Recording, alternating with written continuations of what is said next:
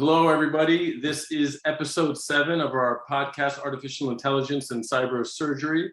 I'm Dr. Andrew Gumbs, Editor-in-Chief of Artificial Intelligence Surgery, the first journal dedicated exclusively to artificial intelligence and surgery. I'm here with my co-host, Dr. Vincent Grasso. Hi, Vincent. Hi, Dr. Hey, how are you, Andrea? It's Dr. Vincent Grasso here. As Andrew said, I'm the social media director and director of strategy for our journal. And we are the only journal that's dedicated to artificial intelligence in surgery. And our URL is aisjournal.net. We have the great pleasure and privilege today of introducing Dr. Isabella Frigerio. I hope I pronounced your name correctly. She's a pancreatic surgeon working just outside Verona. And she's got a very interesting and a lot of depth in her surgical practice and her academic activities. And she has a history and a relationship that she's known Dr. Gumbs for a while. So welcome to our show, Isabella. And can you please introduce yourself and tell our audience your relationship to Andrew, and we'll move on from there. And thank you for joining. Thank you for inviting me today. It's a pleasure and an honor. I'm Isabella Frigerio. As you said, I'm a pancreatic surgeon. I've been doing this job for the last 20 years. I was trained at the Verona University in the department directed by Professor Pederzoli. And that's where I met Professor Andrew Gumbs. We met almost 20 years ago, I think, which is a long time ago, while Andrew was doing a PhD from his university, doing some research in pancreatic surgery at the University of Verona. So we met there and we became really good friends, and then friendship became a professional collaboration from two opposite sides of the world. And this is still going on. So I think that's a great thing, because you work with friends that you trust and you know them. And I think it's a beautiful side of our job. Other than this. I'm gonna jump in just because Isabella and I used to be roommates actually for a year in Verona. I guess I can finally say this online. I lived in Verona doing a pancreatic surgery fellowship. Technically, it wasn't a PhD. Sorry. And this part that I'm gonna say always sounds funny to say it out loud, but I lived with 7 women when I lived in Verona. So I lived with, I think it was 3 or 4 the first year and then 3 the second year. So don't get any ideas, Vincent. Purely platonic, unfortunately for me, but it was probably 2 of the best years of my life for sure. I cannot recommend enough for people to get training abroad. I was actually with Professor Claudio Bassi, who at that time worked under Paolo Pederzoli, I believe. Mm-hmm. And Isabella, actually, you just told me today that Professor Pederzoli is retiring finally. And he has already retired, but is always somewhere around the hospital. So we are planning for him a farewell the next October. So yes, he will. I mean, Verona was incredible back when I was a fellow there, because it was one of the busiest pancreatic centers in the world, the university. And now they're probably the busiest in the world, or at least outside of China, of course, in the Western world, I should say. For sure, it's the first center in Italy, that's for sure, as operating volume and number of patients, yes. After Verona, Milan is probably the second one. We sit 30 km from Verona, so very close. We have been the 3rd place in Italy as volume, as surgical volume. And we are the only one non-academic hospital doing pancreatic surgery at so high volume, which is a bit strange, because surgery and surgical research in surgery, I mean, for that volume, they have to go in a parallel way. But we have still very close connection to university, of course, the University of Verona first. So we were able to keep doing really high volume of pancreatic surgery while participating, probably not leading, but participating to some important surgical research at the same time. But maybe in the next years, we're going to do a step forward in the university world. We'll see. There is a lot of space for changing. Well, that's very exciting to know about private practice and HPB surgery. That is a rare beast indeed. So you actually started a Women in Surgery, and I should mention Women in Surgery. Our journal is the official journal of Women in Surgery Italia, and we're very proud of that. So could you tell us a little bit about what Women in Surgery Italia is and how vitally important it is? As you said before, you've been living with 7 women while you were in Italy.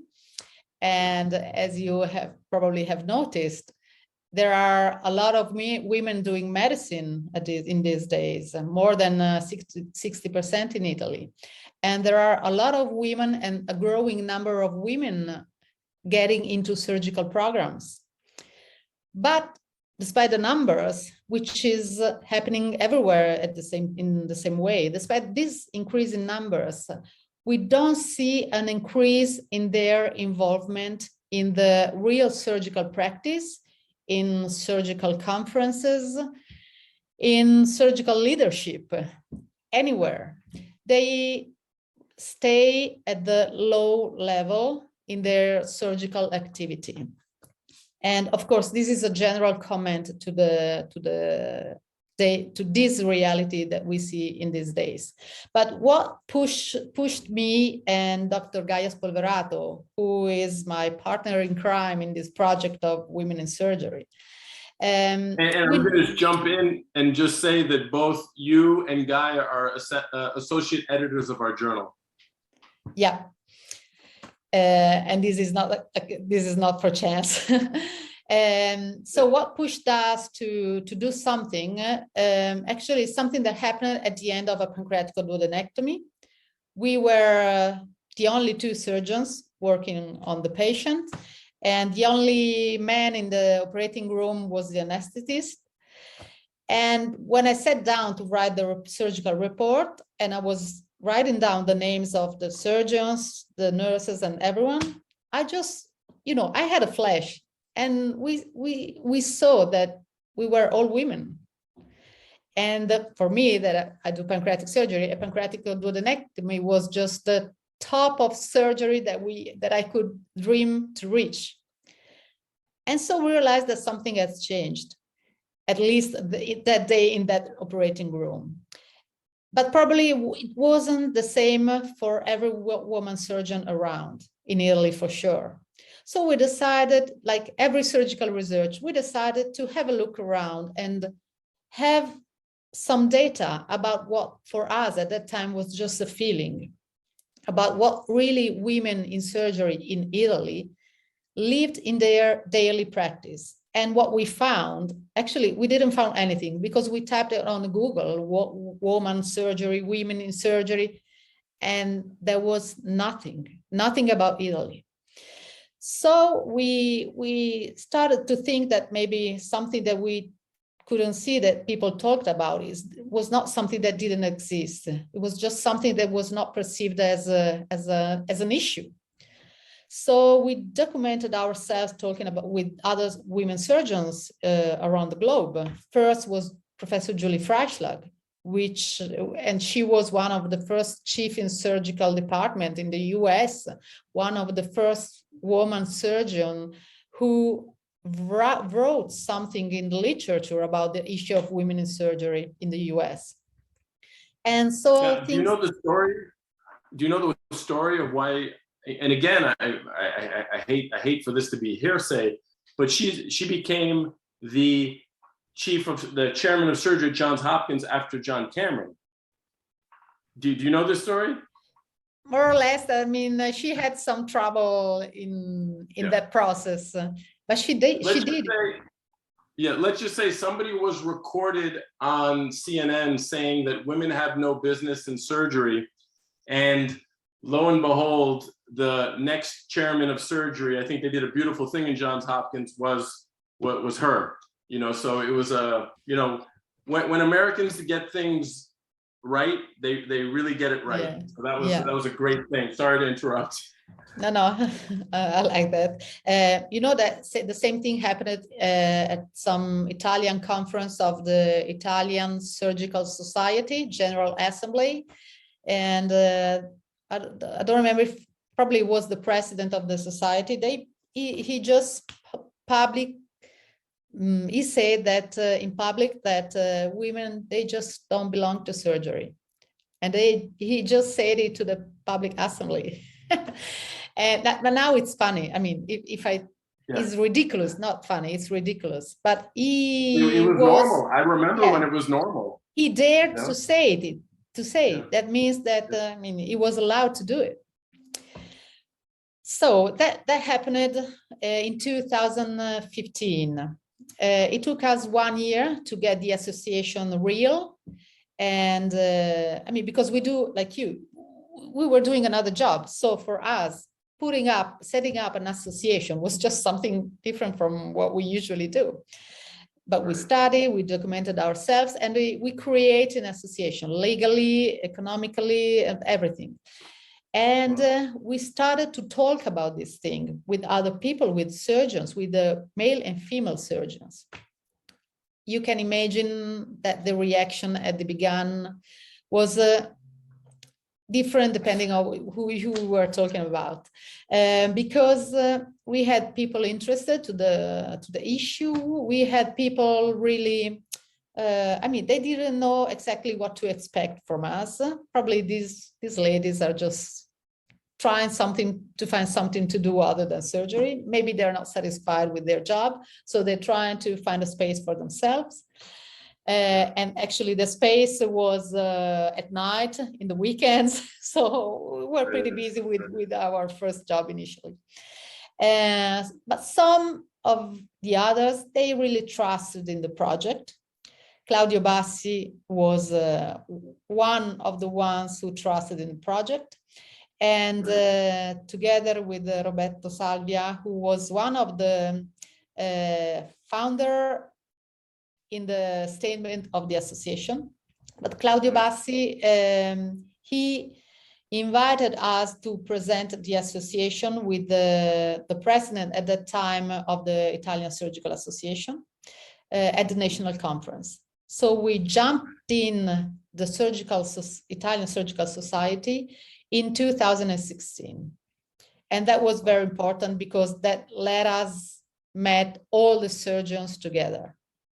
And from then on, we just continues with the work, we increase the network, we increase the number of people directly working in the association. We made many projects about mentorship, research, social media, communication, and we grew up as an association. Now we are involving other subspecialties, ENT, orthopedics, vascular surgeons, neurosurgery. So 6 years have been passed since then. And in 6 years, I think that the main changement has been the awareness of women surgeons, of what it was and what it will never go back again to that situation. So we have still a lot of work to do because awareness is high, but in the practical world, changement has not already completed, but little steps have been done. This is a huge topic. I'm going to go back to it, but I'm just, this is a Artificial Intelligence and Cybersurgery podcast, so I have to throw in a little artificial intelligence in there. So I just want to get your thoughts on how important it was, or even, Vincent, maybe you can remind me what the STEMs stand for: science, technology, engineering, and math, I think. Yeah, engineering and math, sure. And how important it is to get women involved in those, and which is one of the driving forces of why we wanted a women in surgery organization as as one of our official members for the journal. Yeah, the So- technology, I mean, surgery is an interesting space. So right now it's getting more technologically driven. So it's fantastic to hear that women are in the surgical environment, and their numbers have grown considerably. Really well done, Isabella. Because of STEM, and at least in the U.S., we have a really strong influence on young girls in grammar school and high school learning how to program. I have an employee that we work with. Her daughter's learning Python. She's in 7th grade, and Wow. all those women will be involved in engineering and writing software and doing robotics. So, I think we're going to see women involved on both sides of the preoperative space, the operative space, the post-operative space in technology. It's so exciting. The next 5 years are going to be wild. Yeah, no, it's I guess I wasn't really a surgeon with the minimally invasive revolution of the 90s, of the 80s and 90s. But I tell you, this now feels to me much more powerful than notes or single incision laparoscopic surgery ever was. This is a whole, I hate to use the expression game changer, but it really is, Because of its potential. I mean, we see where it starts from, but we have no idea of where it's going to end. Because it's gonna become bigger and bigger, the potentiality of artificial intelligence in every field of our life. What was funny is Isabel, remember, before the journal was even launched, I called you because you're one of the first people I called because I wanted you on the editorial board. And I remember we were talking like, can we even call a journal artificial intelligence surgery? like, are we crazy? And now it's only a year and 18 months later, and now like that common language. Yeah, common language, absolutely. It's everywhere. It's everywhere. You're right. Only 18 months. It's unbelievable. It's crazy. Yeah, but as Vincent said before, you said that young girls at high school or 2nd grade, they are encouraged to get into STEMs. That's one thing that in Italy we are still fighting with, because we still have a lot of stereotypes in accessing young girls in STEM fields. That's why we're trying to get a lot of projects and programs working on these age girls and boys as well, but all of them, not directly only to male. Sure. And it was really nice to find a connection, as Andrew said before, between women's surgery and artificial intelligence, because it was something new for us as well. But we exploring the potentiality and the application of artificial intelligence, we actually could see that we could fill the gap that we found in the women surgeons activity. For example, training with artificial intelligence. You can actually easily access remote training. One of the problems that we found with women surgeons was the accessibility to training. For example, when in maternity leave, they have to stop for many months for their training. And during 10 months, you can easily find a way to get some training at interval and regularly, not just to lose your hand. In Italian, we say lose your hand. Or at the same time with robotics and simulation, you don't need to train on the patient. You have simulators, you don't need to ask for permission to operate on the simulator, so you can regulate yourself, your access to training as well. So there are many ways to use artificial intelligence to fill these gaps. And I think that, as we said, this is just the beginning. Okay, we lost Andrew. Yeah, Andrew's okay. No, Isabella, I have a cousin. Her name is Serena. She lives in Ascoli. And she just got her master's. she was in New York for 3 months doing a master's thesis, and it was on the impact of COVID and the employment of women in Italy. It was a very interesting master's project. She did very well, and I'd love to introduce you to her because she's, Yeah. you know, she's 24 years old and very excited to help women get into technology and break barriers down. And what a nice collaboration. She's the nicest. Definitely, definitely. About COVID and employed in the healthcare system, I don't know, but probably it's the same percentage all over the world. In Italy, we had 65–70% of people working in the health system who are women. Sure. And actually, they were, of course, at work during all the COVID pandemic. But at the same time, schools were closed. They had a mental load of managing kids if they don't have, they didn't have the husband at home. For example, 2 doctors at the same time. You could ask for leaving and stay at home, but there was a health sanitary problem for the whole system. So the fact that 70% of people working in the health system were women was a problem because they didn't have a chance to balance the two things. I mean, no one was prepared, actually. No one was prepared. So I'm not saying we should have knew that before, because no one in the world was prepared. But this just highlighted the fact that the number of women involved in the healthcare system and in the care of relatives, of kids, and is just very high. Well, something tells me that in the Scandinavian countries, they're a lot more prepared for women in the workforce, and they have a lot more support than in places like Italy. And I'm not even going to start talking about America, because obviously in America there's zero support. But I just do think that different countries have it better than others, like Iceland, Sweden, Norway, Finland. Yeah. In normal condition, yes, for sure. The problem was of that, course, the pandemic pushed everyone over the edge. Yeah. I agree. No, of course. So you have been publishing a lot in Annals of Surgery with Women in Surgery. I've been very impressed with what you guys have been accomplishing, and I've been we have been publishing. Together. Yes, I'm one of the co-authors. It's self-publicity. That's not what I meant to do. Oh, sorry. Maybe I should haven't said it.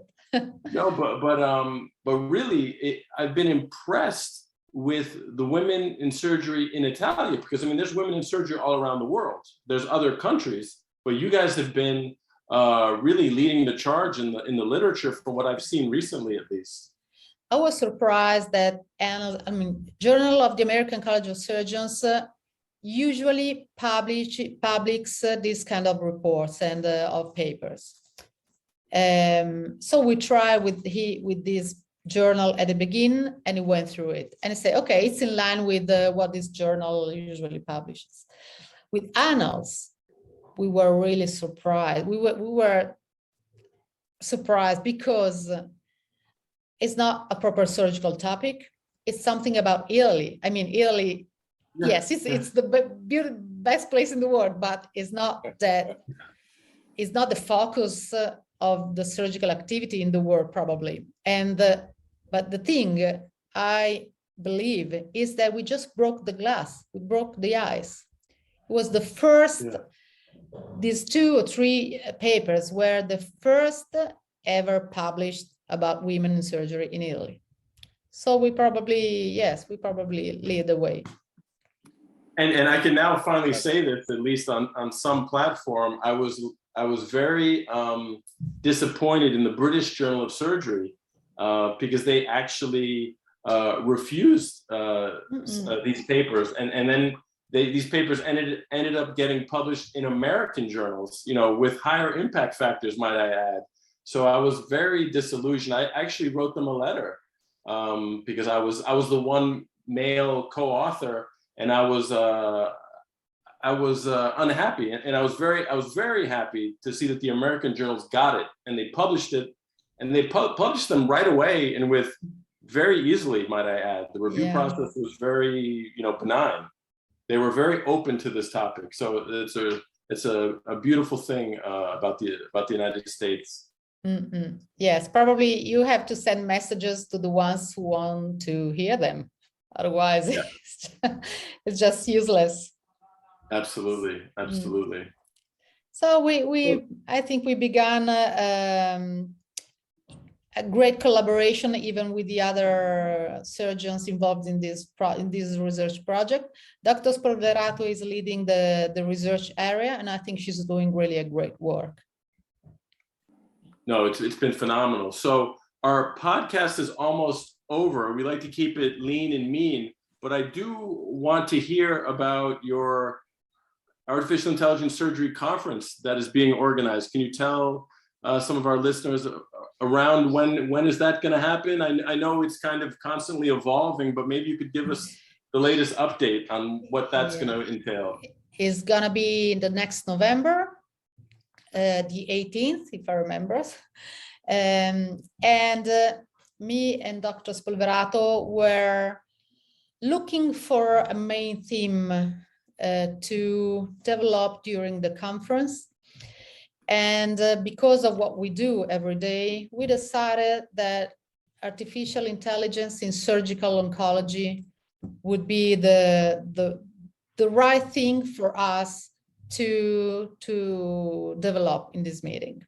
So we will try to expand quite a few topics about artificial intelligence and surgical oncology, going from diagnosis with radiomics and screening for surgical pathology, and going through training, because training in surgery is different from training in surgical oncology,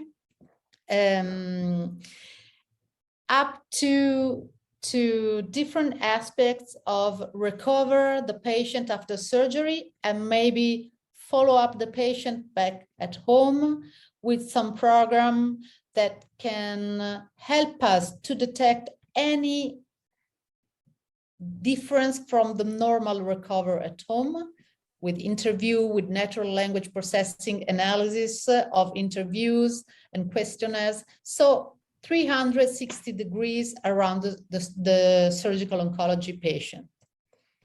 So we will try to involve the speakers, trying to give the added value of the employment of artificial intelligence in the management of this patient. That's what we want to do.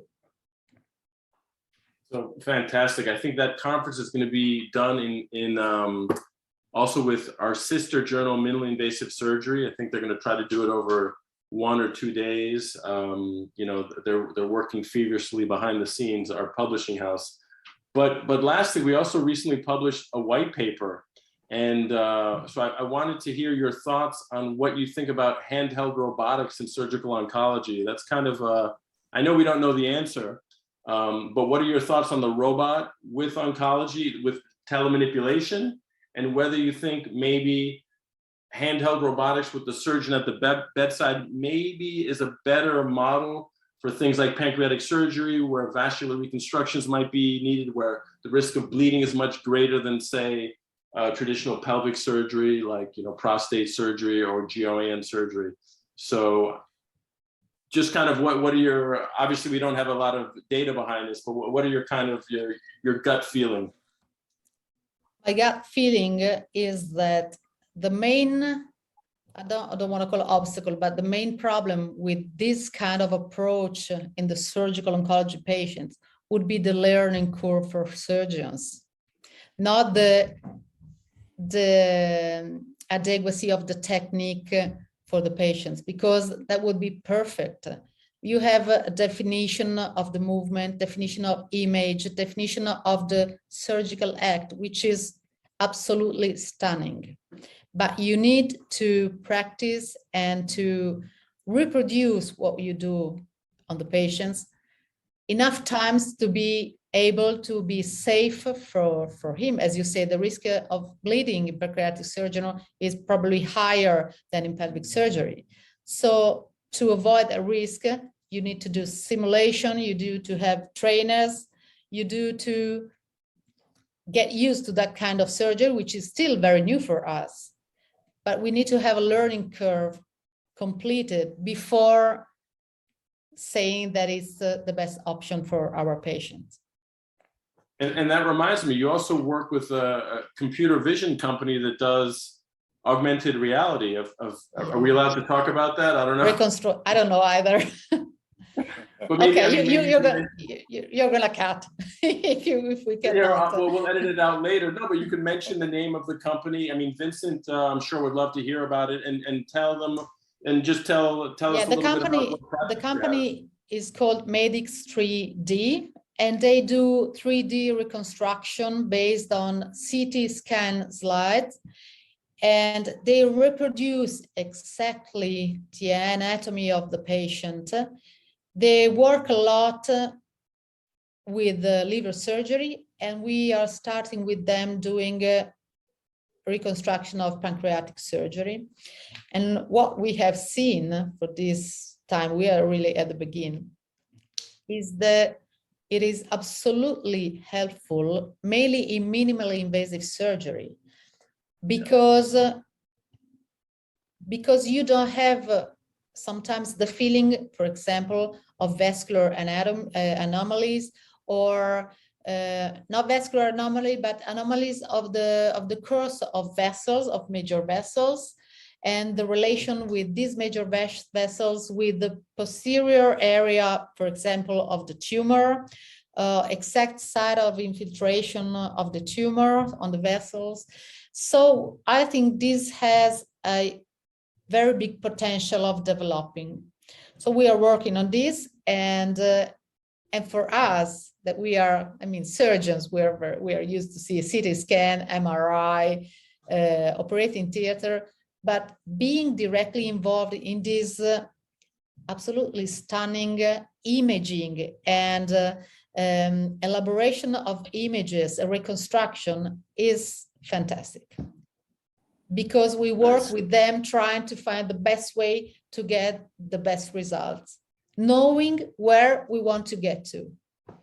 So I think that's the best part. It's an exciting time, right? Exactly. Yeah. I'm afraid to use this word, but it's so fun, you know, because the potential is so powerful, you know. It's like I feel like a kid again. And if I can do a step back, one of the reasons that we choose artificial intelligence and surgical oncology is because we wanted to see in a practical way how and where we can get in our job using artificial intelligence. I remember in the first meeting of artificial intelligence surgery last year, I was involved talking about natural language processing in surgery. And yes, I could understand what we can do with that, how we can use it, but not really how I can apply it in my surgical daily activity. That's why we choose something that we work on every day. And I want to see in that area how I can use artificial intelligence to get a better result there. Exactly. And even something about that I can talk with the patient about. So look, I'm gonna call you once you go back home, and I'm gonna ask you some questions. And from how you talk and the words you use, I might understand if everything is going all right. That's fantastic. I mean, people can get even more involved knowing that they can make a difference. No, absolutely. It's gonna make our jobs easier and our results for our patients better. It's like everyone has the potential to win. So, you know, I love talking with you way too much, Isabella. We're way over time, so we have to end our podcast. But thank you so much. Thank Vincent, you to you both. Hopefully I didn't take you. You didn't have any last questions for Isabella. But no, we'd like to have Isabella back on to talk about preoperative optimization of her pancreatic patients using conversational AI, which is a topic dear to your heart. And yes. So we'll have another go at it. Thank you, Isabella, for your time. Thank you for inviting me. It was really a pleasure. Ciao. Great. Bye, everybody. Have a good night. Take care, everyone. Bye-bye. Bye-bye.